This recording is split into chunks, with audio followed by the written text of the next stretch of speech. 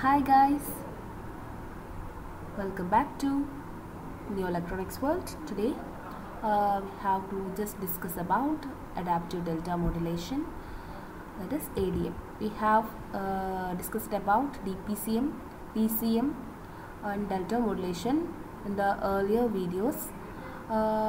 Here just think about adaptive delta modulation. It is one of the technique that has been used by nowadays for digital communication. Okay, so it is said that we can control the adjustment of the step size according to our requirement in order to obtain the sampling in a desired fashion.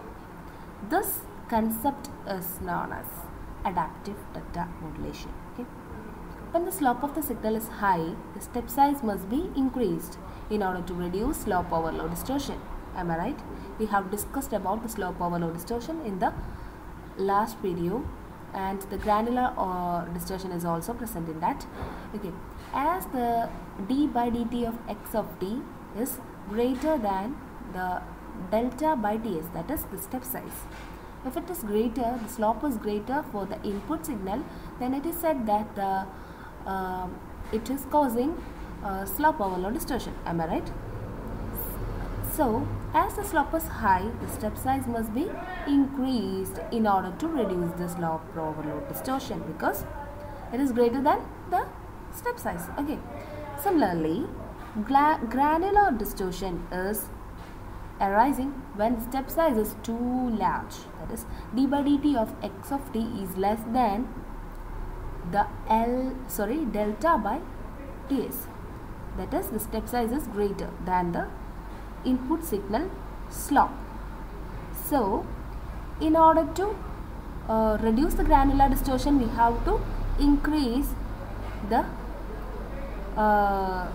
input signal variation. Okay, or we have to reduce the step size. Okay, step size is too large compared to small variations in the input signal for granular distortion. So, in order to prevent that granular distortion, what we have to do is the step size must be reduced.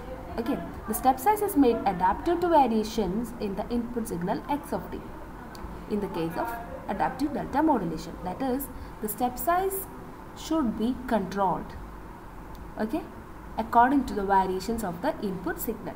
Step size is made adaptive to the variations of the input signal in the case of ADM. That's how the ADM is differ from delta modulation as well as all other techniques. Okay. Okay.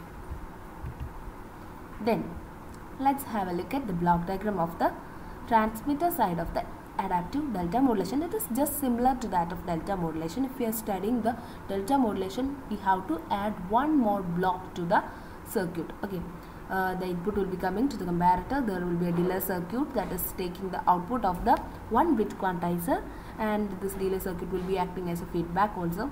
Also, there is one extra block present here, is that is the logic for step size control. Okay, for controlling the step size, to make the step size that is adaptive for transmission of the input pulse, we are using just a logic for step size control, and an encoder is placed at the output side in order to encode that signals that is coming from this input to a digital signal. Okay, this is the ADM receiver part. Here there is a logic for step size control also, and this will control the step size as the input comes, and this output is taken to an accumulator, and then it is carried out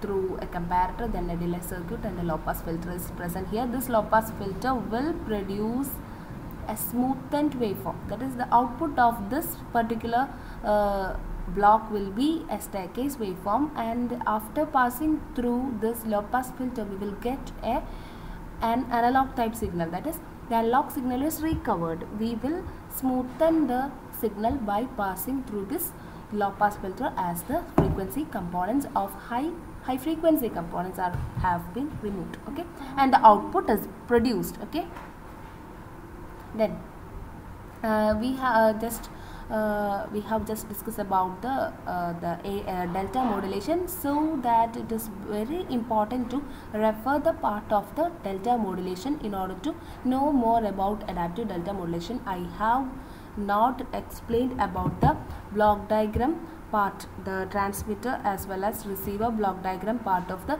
adaptive delta modulation, because I have explained it in the previous videos in the delta modulation itself.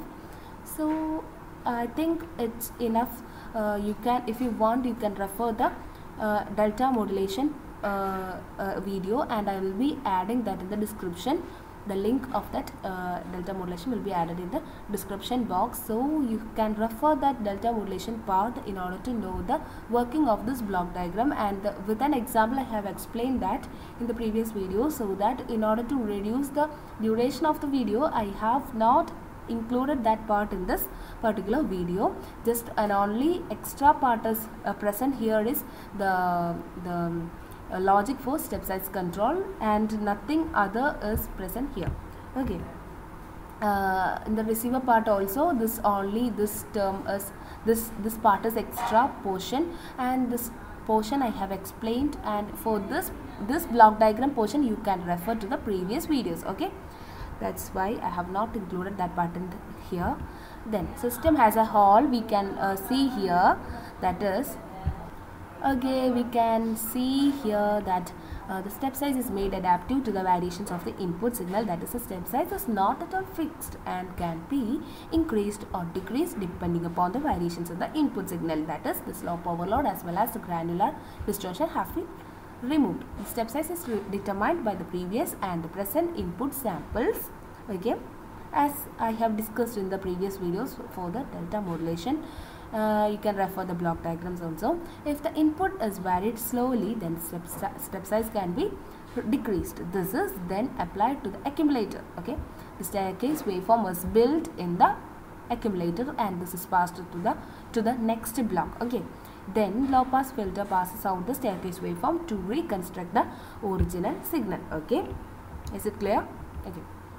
Let's go to the advantages of the adaptive delta modulation. One is bandwidth utilization is better. That is, we can transmit 1 bit per 1 sample, as in the case of delta modulation. Also, reduction in the slope overload, distortion and the granular noise in the adaptive delta modulation induces improved signal to noise ratio. Okay, improved signal to noise ratio as compared to the delta modulation. Okay, comparing to the delta modulation, one of the advantages, the improved signal to noise ratio. Also, bandwidth utilization is better for the case of delta modulation, but adaptive delta modulation have much greater utilization of the bandwidth. Okay, then only one bit per sample is transmitted. As I have already told, 1 bit quantizer is used, so only 1 bit will be used for transmitting 1 sample. This is all about adaptive delta modulation, and if you have any queries or any doubts regarding this topics, that is PCM, DPCM, delta modulation and ADM, you can just comment out in any of the videos, and I will be replying to all of the comments if you want. And for any topics in this section, if needed, you can comment. I will do that video, and do subscribe the video in order to get updated. Okay, thank you.